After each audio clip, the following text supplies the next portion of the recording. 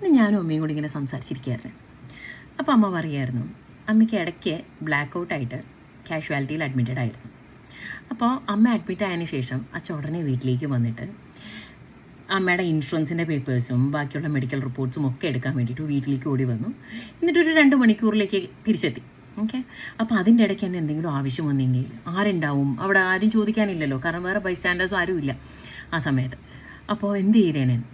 അപ്പോൾ അമ്മ ഇങ്ങനെ ഇതായിട്ടൊക്കെ പറഞ്ഞ് അച്ഛനോട് പറഞ്ഞു എന്ന്. അപ്പോൾ അച്ഛൻ പറഞ്ഞു, സോറി ഡി, ആ സമയത്ത് എനിക്ക് അത്ര ബുദ്ധി പോയുള്ളൂ. അമ്മ പറഞ്ഞു, പിന്നെ ഞാൻ എന്ത് പറയാനാ?